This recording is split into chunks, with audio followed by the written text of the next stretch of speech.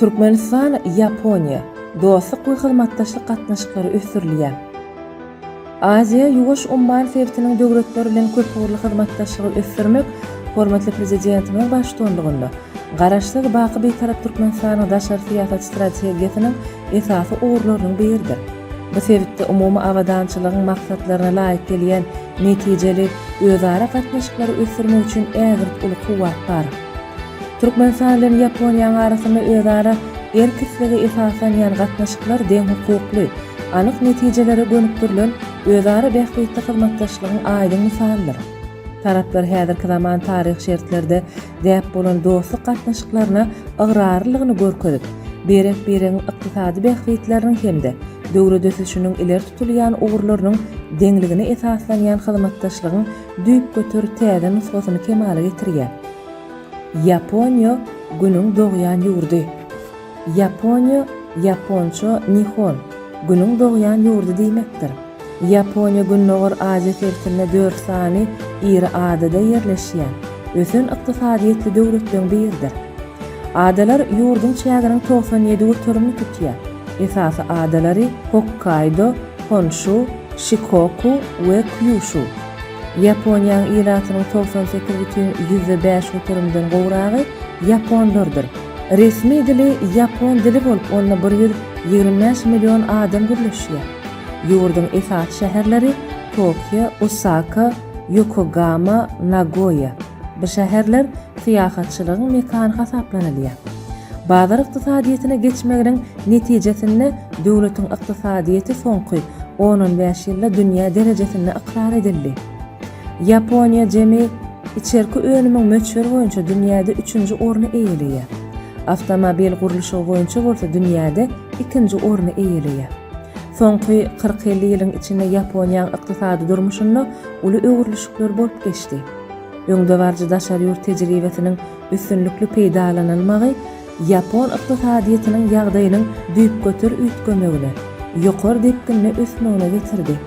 Häzirki wagtda Yaponiýa dünýäniň iň ösen ykdysady merkezlerinden biri hasaplanýar. Türkmen-Yapon gatnaşyklary her taýdan täze derece. Yaponiýa bilen Türkmenistanyň arasyndaky diplomatik gatnaşyklar 1990-njy ýylyň 20-njy aprelinde ýola goýuldy. 2005-nji ýylda Aşgabatda Yaponiýa, 2013-njy ýylda bolsa Tokyoda Türkmenistanyň elçixanalarynyň açylmagy iki döwletiň arasyndaky diplomatik gatnaşyklaryň taryhynda möhüm ähmiýete eýe boldy. 2020-nji ýylda Türkmenistan bilen Yaponiýa arasynda diplomatik gatnaşyklaryň ýola goýulmagynyň 30 ýyllyk dawaraly ýagdaýda bellenildi. Hyzmatdaşlyk ýyllary içinde ýurtlaryň arasyndaky iki taraplaryň gatnaşyklar dürli ulgamlarda ösdürilip, her taýdan ýokary derejelere çykdy. Türkmenistan bilen Yaponiýa dünýäde parahatçylygy we howpsuzlygy üçin etmek boýunça halkara taýdanlary işen gatnaşýarlar. Muň netijesinde ýurtlar global meseleler boýunça ilkinji nobatda Birleşen Milletler Guramasynyň çäklerine özara hereket etmek arkaly umumy taýdanlara münasip goşantlaryny goşýarlar. Türkmen halkynyň milli lider Gahrman Akadamyň 2009-njy ýylyň dekabryna hemde 2013-njy ýylyň sentýabrynda Yaponiýa döwletine bolan sapary dostlukly gatnaşyklaryň ýyl ýazgysynda täze taryhy sahypany açdy.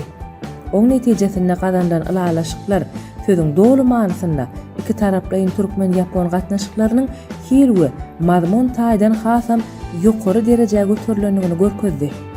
Şol saparyň çäklerine geçirilen ygtybarly hyzmatdaşlygyň ýagty geljek atly Türkmen-Yapon forumy iki taraplaryň gatnaşyklaryň ähmiýetini hasam artdyrdy.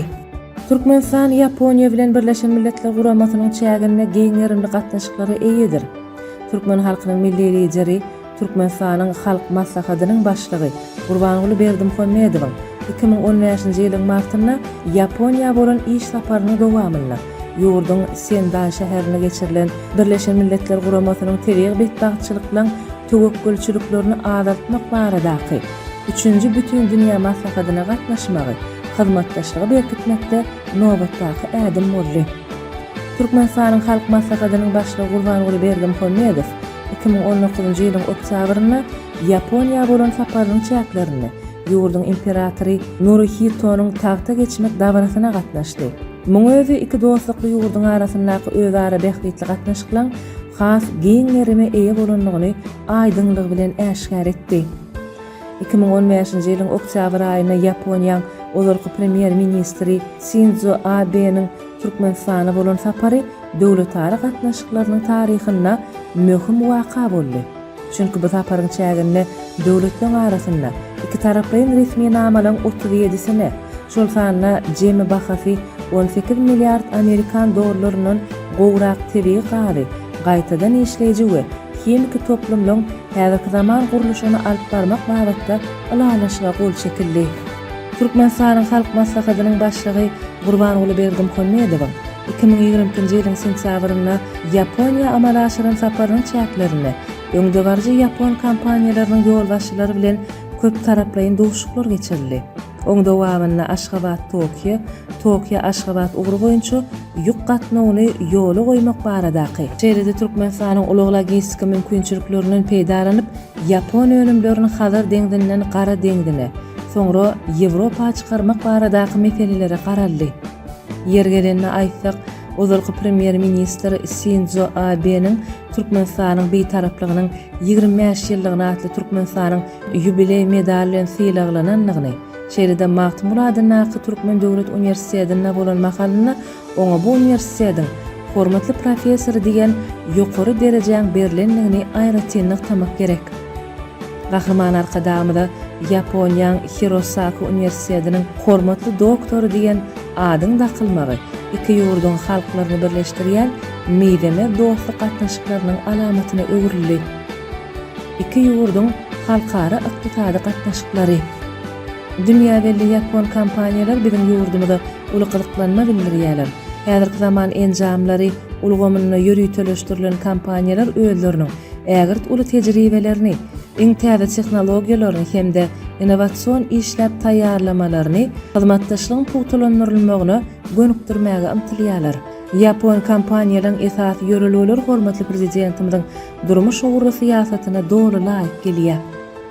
Ägirt ýokary kuwatly Ýapon kompaniýalarynyň arasynda ýola goýulan işöwürlik gatnaşyklarynyň üstünlikli durmuşa geçirilýänligi sowda ykdysady ulgamyny hyzmatdaşlyk giňeltmek üçin köp ugurly mümkinçilikleriň bardygyna anyk mysal bolup durýar. Ýapon kompaniýalary ençeme ýyllardan bäri türkmen bazaryna netijeli işler alyp barýarlar. Merkezi Aziýa Ýaponiýa hyzmatdaşlygynyň çäklerini türkmen Ýapon gatnaşyklaryny okgunly, ýygyderlik häsiýet mahsusdyr.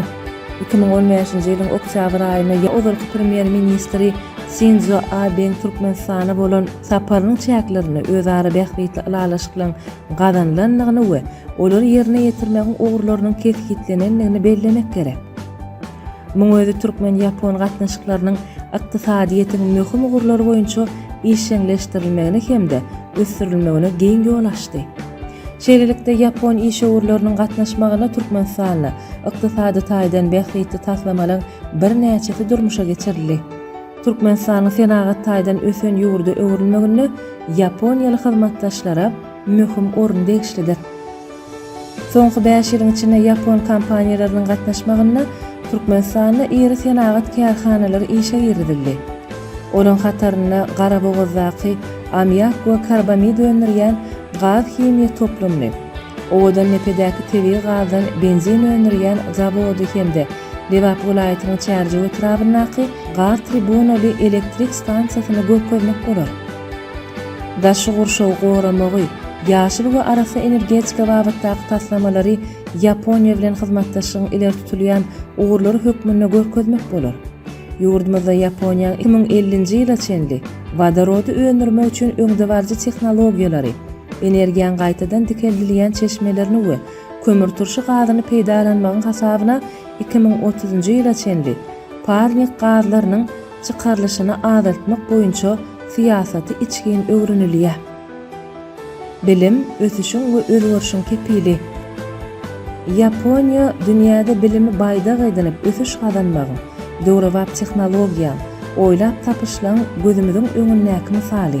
Dünýä döwletlerini tanap bilip başlan her kimiň aňyna Ýaponiýa bilimiň ýurdu hökmünde janlanýar. ygtybary çeşmelerde bu ýurtda diňe bilim üçin, ilmi barlyglar üçin her ýyl milliardlarça Amerikan dollaryna barabar ferişden sarp edilýänligi aýdylýar. Mundan başga da günüň dogýan ýurdy universitetleň 1200den gowragyny özüne jemleýär. Häzirki wagtda Türkmenistan bilen Ýaponiýa arasyndaky ilim bilim mabatdaky hyzmatdaşlygyň gerin barha giňeýär. Muň şeýledigine iki ýurduň bilim pudogyna barlyglar geçirmekde özara alış-çalış etmek boýunça halkara okuw maksatnamasyna beren ýardam üçin gahrman arkadamyda Ýaponiýanyň Tsukuba Universitetiniň hormatly doktory diýen ilmi adyň berilmegi aýdyň şaýatlyk edýär. Ma'lum bolşýaly 2013-nji ýylda Tsukuba Universiteti bilen Döwletmämet Azada adyny Türkmen Milli Dünýä Dilleri Institutynyň arasynda ilmi alışmalar we hyzmatdaşlyk hakynda ilalaşyga gol çekildi. Özara ilalaşygyň netijesinde geçen ýyllaryň dowamynda Ýaponiýaly mugallimler we talipler bir näçe türkmen we rus dillerini öwrendiler. Şeýle-de türkmen ýaşlaryna ýapon dilini öwretmek işine goşunt goşdylar.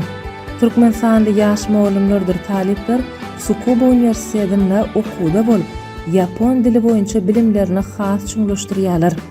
Maglumatlary ýüzlensek 2014-nji ýylyň 15-nji sentýabryna Türkmenistanyň Daşary işler ministrliginiň Halkara Gatnaşyklary Instituty bilen Tokyo Universitetiniň arasynda hyzmatdaşlyk maksatnamasynyň açylyş dabarasy boldy. Ýaponiýa talipler we mugallimler Türkmenistanda bolmagy bilen bagly maksatnamasynyň Türkmen diplomatiýasynyň milli mektebiniň iş bilen tanışmakdan başlamagynyň öz boşly manysy bar.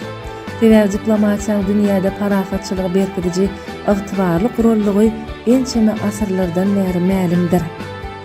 Şondan bir ýyl soňra 2015-nji ýylyň 23-nji oktýabryna bolsa Türkmenistana resmi sapar bilen gelen Ýaponiýanyň ozalky premier ministriniň aýaly Hanym Akiye Abe Türkmenistanyň Daşary işler ministrliginiň Halkara Gatnaşyklary Institutyna geldi.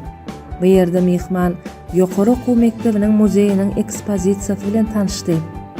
Şeýle hem Döwletmämet Azada adyny Türkmen Milli Dünýä Dilleri Institutynyň Ýapon dili hökmünde okuyan talipleri Türkmenistanyň Daşary işler ministrliginiň Halkara Gatnaşyklary Institutynyň Halkara insanperwer ilimleri we Ösüş Universitetiniň hemde Seyit Nazar Seydadyň Türkmen Döwlet Mugallimçilik Institutynyň talipleri bilen duşdy. 2016-njy ýylyň fevral aýynda Türkmenistanyň Daşary işler ministrliginiň Halkara Gatnaşyklary Instituty bilen Ýaponiýanyň Tokyo Universiteti bilen ýürüýte ilalaşylan meýilnama esasynda Tokyo Universitetinden mugallimlerden we taliplerden ibaret wekiliýet tapary Türkmen diplomatiýasynyň milli mektebine iki hepdelik iş taparyna boldular. Şol ýyl halkara insanperwer ilimleri we Ösüş Universitetinde Ýaponiýanyň medeniýet bilim merkezi hem dawaraly ýagdaýda açyldy. Şeýle-de şol ýyl Tokyoň Daşary Universitetinde Türkmen dili okudylyp başlandy. 2016-2017-nji okuw ýylyndan başlap ýurdumyzyň mekteplerinde ikinji Daşary ýurt dili hökmünde Ýapon dilini öwrenmek boýunça maksatnama hereket edýär. 2016-njy ýylda bolsa Aşgabatda Oğuzhan adyny Injener Tehnologiýalar Universiteti we ýürütülüşdirilen orta mektep açylyp, olaň maksatnamasyna Ýapon dili girdildi. Bilşimi ýaly 2019-njy ýylyň 26-njy marty 1-nji aprel aralygynda Türkmenistan bilen Ýaponiýanyň arasynda sport, bilim we owa hojalyk ulgamyna hyzmatdaşlyk giňeltmek bilen bagly maslahatlara gatnaşmak üçin Türkmen wekiliýeti Ýaponiýada gulluk iş saparyna boldy. Türkmen wekiliýetiniň Ýaponiýa amal aşyran saparynyň çäklerini 2019-njy ýylyň 28-nji martynda Tokyo şäherine sapar Murat Ataýçyny ýazyp Türkmen Owa Hojalyk Universiteti bilen Hirosaki Universitetiniň arasyndaky özara hyzmatdaşlyk hakynda ilalaşyga gol çekildi. 2020-nji ýylyň fevral aýynda Ýapon dilini öwrenmek üçin enjamlary gowşurmak boýunça şertnama gol çekmeklik dabarasy boldy. Ýaponiýanyň Türkmen talipleri bilen dostlukly gatnaşyklary berkitmek boýunça Miray maksatnamasynyň çäklerinde Türkmen ýaşlary eýýän bir näçe gedek Ýaponiýada okuw saparlaryna boldular. Türkmenistanyň orta we ýokary okuw mektepleriniň ençemetine Ýapon dili dersi girdildi. Ýokary okuw mektepleriniň altysynda Ýapon dili kafedralarynyň hereket etmegi, paýtagtymyzyň özünde 10 sany mektepde Yapon dilinin öwredilmegi iki ýurdun arasyndaky bilim ilim ulgamyna hyzmatdaşlygyň barha pazarlaýanlygynyň aýdyn subutnamasydyr. Yaponiýanyň Okayama Üniversitetinde türkmen diline girşatly uly gowrumly kitabyň neşir edilenligine nyktap geçmek gerek. Ýene bir zady buýsunçly bellemelidir. Türkmen halkynyň milli lider gahrman arkadagymyň türkmeniň döwletlik ýörelgesi, Türkmenistanyň dermanlyk ösümlikleri, atardygyny amala aşyrýan agty kitaplary Yapon diline neşir edildi. Yaponiýada öňürlen awtomobiller, dürli tehnik enjamlar biziň durmuşymyzda amykly ornaşdy. Türkmenistanyň ulanylmaga berilýän zawodlar, fabriklerdäki oturdylýan enjamlaryň köpüsi Yaponiýada öňürlendir. Bu ýurtda öňürlýän önümler özleriniň berkligi, oňa tiýiligi, uzak döwrüniň dowamyna ulanlyp bolýanlygy bilen tapawutlanýar.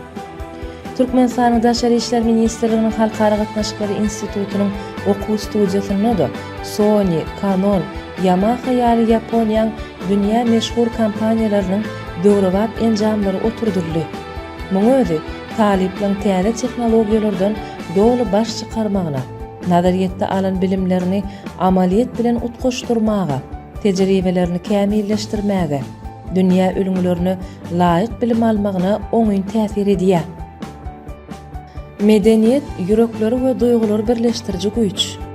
Meden insanperwer ulgam dünýäň gadymy sivilizasiýalarynyň biriniň miraslary, müňýyllyklaryň jümmüşini öz kökleri bilen gidýän we biziň günlemizde baýlaşdyrylýan özboşly meden däpler saklaýjy bolan garaşsyz beýtarap Türkmenistanyň halkara siýasatynyň möhüm şerti bolup çykyş edýär.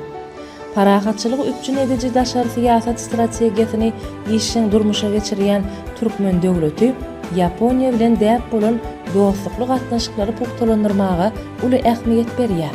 Dostlukly ýurdun gadymy medeniýeti bilen Türkmenistanlylar tanışdyrýan şäheri soňky ýyllarda däbi öwürli. Olan hataryny tuş bilen surat çekmegiň Yapon usulynyň görkezilmegi, milli Yapon aşhanasy, Aşgabatda Yapon filmlerinin görkezilmegi we meşhur toporlan konsertleri bar. Yaponiýada günnelik durmuşy medeniýete beslemek uly meşhurlygy eýe. Yapon milli özbolşylygynyň bir nişan hökmünde ikebanony, ýagny her türlü güllerden janly, näzik gözelligi emele getirmek sanatyny aýtmak bolar. Ikebano diýen söz göz göni terjime edilenine janly güller diýmegi aňladyp, ol türkmen diline çemen baglamak düşünjesi bilen kybapdaşdyr. Türkmen halk döredijligini nusxawy edebiýatda aýratynam Şahynem Garyp, Saýetli Hemra destanlaryna çemen baglamagyň zamanasynyň adamlarynyň ýokary intellektual medeniýetini görkezýän sunugat bolanlygyny şaýatlyk edýän misallar ýygy-ýygydan getirilýär. Yapon teatrlar sunugatyň özboşly bir dünýä eýlenen görnüşlerini özüne jemleýär. Tokyo Metro Muzeyi, Kyoto Milli Muzeyi, Tokyo Milli Muzeyi, Edo Tokyo Muzeyi özünde saklanýan Yapon medeniýetiniň gymmatlyklary bilen dünýä jahan keşdelerini haýrana goýýar. Yapon halkynyň sunugaty söýgüsi onu türkmen halky bilen ýakynlaşdyrýar. Bu iki dostlukly halk özleriniň üýtgeç sunugaty bilen dünýä medeniýetine goşan halklardyr. Geçen 33 ýylyň dowamynda günüň dogýan ýurdunyň elçihanasy tarapyndan Türkmenistanyna Yapon medeniýetini ýaýratmakda, Yapon tagamlary bilen tanışdyrmak, Yapon kinosynyň festivali, Ikebanony, çemen baglamak sunugatyny görkezmek, çaýhana we kimono, Yaponlyň doň görnüşli eşiginiň desurlary ýaly dürli çäreler geçirildi. 2009-njy ýylyň noýabr aýynda Aşgabatda Yapon sazynyň festivali geçirildi. 2011-nji ýylyň 2-nji sentýabrynda Aşgabatda häzirki zaman Yapon aýdym sazynyň agşamy guruldy. 2007-nji ýylyň aprelinde 2012-nji ýylyň iýul aýynda Aşgabatda Yapon filmleriniň görkezilişi boldy. 2014-nji ýylda türkmen halkynyň beýik akyllary Magtymul Pragyň doglan gününiň 290 ýyllygynyň hormatyna Yaponiýada bir näçe dawralar geçirildi. Mälim bolşy türkmen kitaplaryny Yapon diline terjime eden Tokyo gaznasynyň halkara gatnaşyklarynyň professori Yoshiaki Sasaki Magtymul Praga adynaky halkara bayragynyň eýesi boldy. 2017-nji ýylyň noýabr aýynda Yaponiýanyň Tokyo we Hende şäherlerine Türkmenistanyň medeniýet günleri geçirildi. Oň dowamynda ýurdumyzyň sanat we medeniýet ustaatlarynyň dabaraly konserdi, eşikleri we hallara salynan milli türkmen nagşylarynyň sergisi geçirildi. Şeýle hem ýapon diline terjime edilen Şükürbaşy filminiň görkezlişi boldy. Türkmen-ýapon hyzmatdaşlygynyň medeni ugurlaryna geçirilen mendillerden görnüşi ýaly halklaryň arasynda dost doganlygy berkitmekde iň ygtybarly ýollardan biri medeni gatnaşyklary ösdürmekdir. Medeni hyzmatdaşlyk iki doganlyk halklaryň arasynda gatnaşyklaryň hemişe joşgunly, ynamly, ruhy welent we netijeli ýagdaýa eýe bolýanlygyna alamatlanyrýar.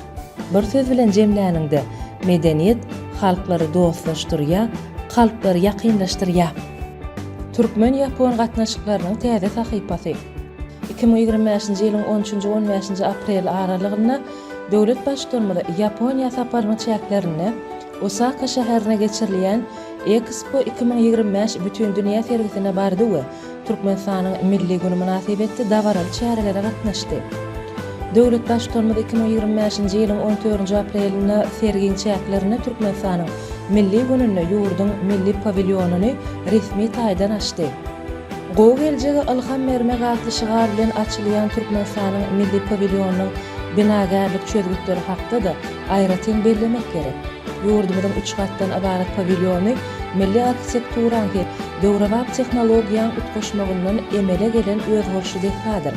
Eko görnüşinde guralan bu taslama Expo 2025'e düýpli we ykjam taýýarlyk görülenliginden habar berýär. Oň binagarlyk aýratynlyklary bolsa türkmen halkynyň taryhy döwürlerinden, amal haşam sungatyndan we medeni mirasyndan ilham alýar. Şunda behişli bedöwlüň, haly göýleriniň, türkmen tebigatynyň, düýe kergeniniň, paýtagtymyzyň haşam binalarynyň keşfi okgunly ötüşi, ruhy medeni mirasa belent sarpany, parahatçylygy we agdybirligi alamatlanyrýar.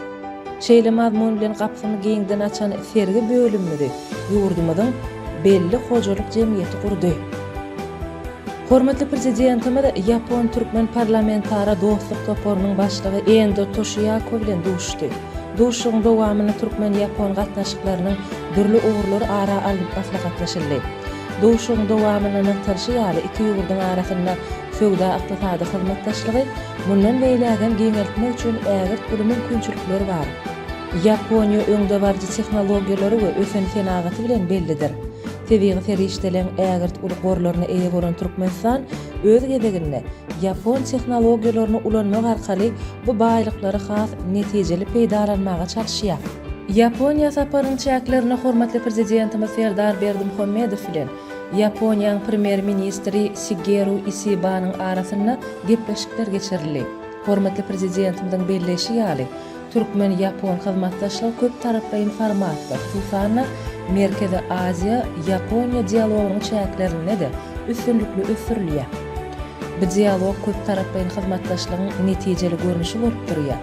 Degişli formatyň çäklerini oba hojalygy, ulug we maýy goýunlar ýaly ugurlar öz içine alýan sevit derejesindäki bir näçe ykdysady taslamalar durmuşa geçirilýär. Döwlet başçylygyna duşuň dowamynda iki taraplyň gatnaşyklaryň ýokary derejesini bellemek bilen esasy ugurlary ünsü çekdi. Birinji ugur syýasy diplomatik ulgamyna özara gatnaşyklar. Hormatly prezidentimiz ýurdumyzyň Türkmen-Ýapon syýasy dialogyny mundan beýlägem ösürmäge uly ähmiýet berýänligini belläp, iki taraplyň syýasy diplomatik gatnaşyklary güýçlendirmek üçin daşary syýasat edaralarynyň ugry, şeýle-de iki ýurdun halkara guramalaryň ýanyndaky wekilhanalary boýunça özara hereketleri işleňleşdirmek teklip etdi. İkinji ugur söwda ykdysady gatnaşyklary giňeltmekdir. Häzirki wagtda çendi Türkmenistanda Ýapon kompaniýalarynyň gatnaşmagynda bir näçe iri taslamalar durmuşa geçirildi. Şoň bilen baglykda hormatly prezidentimiz ýurdumyzyň Ýaponiýaly hyzmatdaşlar bilen täze ykdysady taslamалary amala aşyrmakda işen gatnaşyklary dowam etdirmäge taýýardygyny tasdiklady we şolaň hatarynda amýak we karbamid, şeýle-de tebii gazyň benzin öndürýän ikinji zawodlaryň gurulşyklary belledi. Döwlet başçylygy meden insanperwer ulganda hyzmatdaşlygy 3-nji esasy ugur hükmünde görkezdi.